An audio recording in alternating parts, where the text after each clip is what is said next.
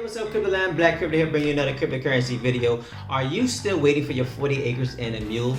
Well, keep on waiting. I'm going to tell you what cryptocurrency has to do with reparations and how it might be able to solve our problem. Stick around. Before I get started, make sure you go ahead and you hit that subscribe. Make sure you hit that bell so you'll be notified anytime that I release any new videos right here on my channel. Slavery is still a concern for blacks in America today, and that's because it's still felt through racism. You have to remember that America was only founded a couple hundred years ago. You know, we know people today that are living that are over the age of 100, so we're really only talking about a few generations in the past.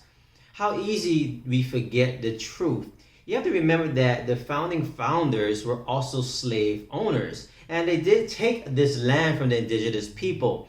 Through one of the reasons is because they weren't modernized or they didn't have any kind of guns. You know, the Native Indians received some kind of federal benefits from the government till this day. But you also have other groups that have experienced some kind of atrocity in the past that also have their own kind of communities, or they have experienced some kind of repayment from the government in some kind of way. Now, we're also talking about, for instance, like the Latinos. We're talking about the Chinese who have their own communities. I mean, hell, you have the Jews who created Hollywood. You also have us in terms of the blacks who created Black Wall Street in the past, but it was burnt down. You know, we have no homeland. Africa, we were taken away from, and then once we were placed here, we were stripped of all of our languages, our culture, and our heritage. Africa itself is being stripped of all of its natural resources, and the people there are being systematically oppressed against till this day. Examples like that has to do with Iraq and their oil, for instance.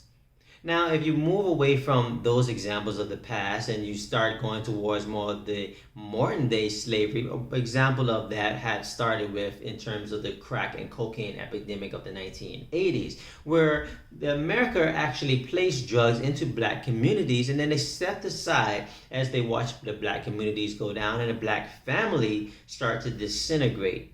Now, of course, nobody wants to acknowledge this and always cry wolf in the end. And one of the ways that America has done this is by saying, hey, let's start going after crime because crime is now too high. So one of the ways they started to do this is through mass incarceration. Now, one of the things that we all know is that America has made big business when it comes to the prison system or the prison industrial complex. Now, we all know when it comes to the prison industrial complex, when it comes to big business, that America has the highest rate in terms of incarceration, and blacks do make up a very big portion of that in comparison to the size of their own community. But you know what, guys? I digress. Let's not even continue to talk about that, because if that's not reason enough because of slavery itself, because of the crack and cocaine epidemic, or in terms of mass incarceration being enough for reparations, then I do not know what is. The question is well, will America start fitting the bill? Will America now start to acknowledge that they did wrong not only several hundred years ago, but a decade ago, 2 decades ago? And it's still happening to this day. Are they going to start saying, hey, you know what? Let's make this a talking point for the election, because I haven't seen any Democrats or Republicans start saying, you know what? I'm going to really make reparations a factor when it comes to my presidency, and I'm going to make sure to create a plan, or I'm going to start a plan that's going to say, hey, this is how we're going to start paying back those individuals. The problem is that America can't fit that bill. The thing is that we're not Native Indians on a reservation where there's only a couple hundred of us. We're talking about millions of black Americans, and if we do get that money, we will be able to fight against our oppressors. Now, is that something that America want? Of course not. But I do know that that day is coming. And for us, in terms of black Americans, we do have an opportunity to seek out those reparations because of what was done to us in the past. And even if we do not get that from the government themselves, we can do something about it today. And that's where cryptocurrency comes into play. You know, cryptocurrency can be created within minutes, and using this blockchain technology, they can distribute it and monitor to whoever they actually give it to. Now, we all know that they can print money on demand when it comes to bailing out the rich. Now, when it comes to giving it to the poor, we're talking about a Robin Hood effect that we need to have happen because the government will not do it on their own. But if they were to take this stance, it would be very easy for them to do. Just like the Federal Reserve can go and print out hundreds of millions of dollars and give it to the banks, they can print out hundreds of millions of dollars and give it to black individuals as reparations.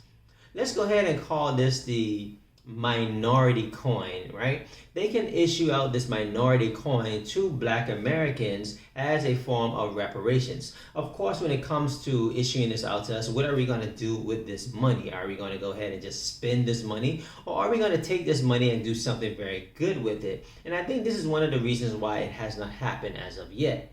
Now, we're talking about, of course, money. Now, when it comes to land, for instance, we were promised 40 acres and a mule. I have not received 1 acre or a chicken wing yet from the government for free. But we do know that they can issue this on the blockchain for us. Why not give us our own community, give us our own land, our own city that we can start building again? We can build a new Black Wall Street. Of course, when we're talking about when it comes to money, America has always watched its money. It doesn't care what we do to ourselves, whether it's our own personal well-being, but when it comes to us in terms of economic freedom, financial inclusion, this is a problem for the government when it comes to black Americans. Now, we all know, like I said, that we have a certain group of black Americans that would take this money and just squander it.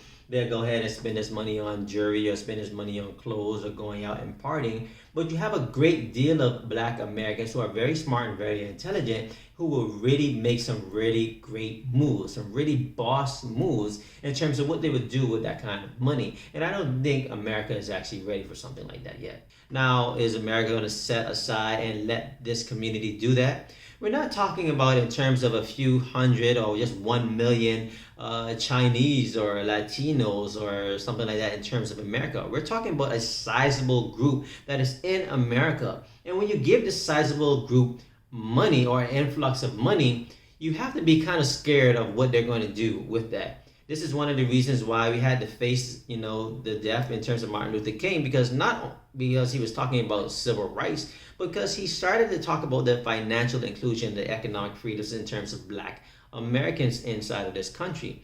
That is one thing that America is very afraid of. Like I said before in the past, Black Wall Street was burnt down because Black Wall Street started to get very powerful. They started to get very self-efficient.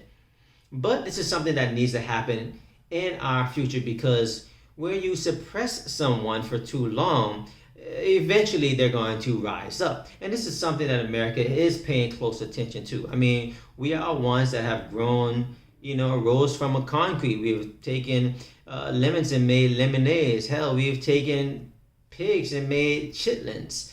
And no telling what we can do in the future if we get our hands on cryptocurrency. And this is one of the reasons why I'm saying this today. We need to start taking advantage of cryptocurrency. Cryptocurrency is going to play a vital role in terms of finances in the future, not only in terms of finances, but in many other different sectors in terms of technology and in terms of the world and the way that we use technology in the future. So if black Americans can start taking notice now, start building businesses and investing in cryptocurrencies, we don't have to rely on America in terms of giving us reparations. We can create our own reparations for ourselves. We need to start getting off of the notion in terms of waiting for somebody to give us something, in terms of having our hand out and waiting for something, and going out there and being proactive and simply go and take it. This is the position that I take in terms of what I want to do for my future, in terms of why I'm investing in cryptocurrency, because I see it as the future. And I know that once I invest in it now, like others should have invested in the past in terms of stocks or other different assets in the past and greatly benefited from it today, this is something that we can do today in terms of benefiting from it in the future. One of the things that I think that we need to actually do is build businesses around cryptocurrency. Start building things on the internet that individuals can come to and start using. This is one of the ways that we're going to start gaining money, because we are creating small applications that others can use. Not only that people can use right here in America, but people can use all over the world. Never before have you seen some kind of monetary system that allows to include any and everyone who has an internet connection. Before, we could not sell to people in Africa because the credit card fraud was so high. But now you can open up businesses and start selling to your people in Africa and take any kind of payments from them in terms of cryptocurrency. I think this is a very big advantage that we have, and we need to start taking advantage of it. Now, one of the things that Trump did in terms of a travel ban is in terms of banning travel to a lot of different African countries. I don't know why he did this, but if you notice on the Google Trends, if you do a search for Bitcoin, Africa is very high on the list, if not number one, in terms of cryptocurrency discussions. And one of the reasons why is because a lot of individuals over there are starting to use cryptocurrency as a form of payment. They're also starting to wake up in terms of not only being in India in terms of technology, but people in Africa are starting to take notice of technology and start to use it. And this is one of the ways that we need to start progressing ourselves as a community and start taking advantage of cryptocurrency. Now, there you have it in terms of what I think about cryptocurrency, and I think it plays a big role when it comes to reparations. Should we set aside and wait for our 40 acres and a mule from America? I do not think so, because when it comes to slavery, I mean, this is something that's deeply rooted and may never be exterminated. Of course, we can think about other assets in terms of stocks and in terms of land, or even rental properties might be something as a great asset to get involved with. But a lot of these are very expensive in terms of getting involved with. Right now, it's very cheap to get involved in terms of cryptocurrency, but it can play a very big role in the future. Not only should we get involved with cryptocurrency, we should start getting involved with building businesses around cryptocurrency. Now, this is one of the things that we can do for ourselves in terms of reparations for ourselves by going ahead and banding together with our community, taking advantage of this new technology and build something and grow in terms of our future generation. That's what I think when it comes to cryptocurrency and how I think it can solve our problems with reparations, not from the government, but us doing it ourselves. You know, some of the greatest inventions were brought to us by Black people. Some of those inventions, like for instance, a gas mask or touch-tone phones, call waiting, caller ID, fiber optic cables. We have carbon filaments in terms of light bulbs. We have traffic lights.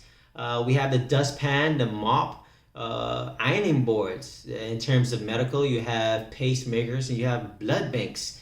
You also have home security system or air conditioning. All of this was created and brought to us by Black individuals, although we would not remember that. But guess what? We don't know who actually created Bitcoin. But wouldn't it be a bitch if Satoshi Nakamoto was a Black man? Guys, thank you for checking out another cryptocurrency video. Make sure you go ahead and stop over to my Instagram and my Twitter at BLK Crypto. And I'll see you guys in the next video. Peace.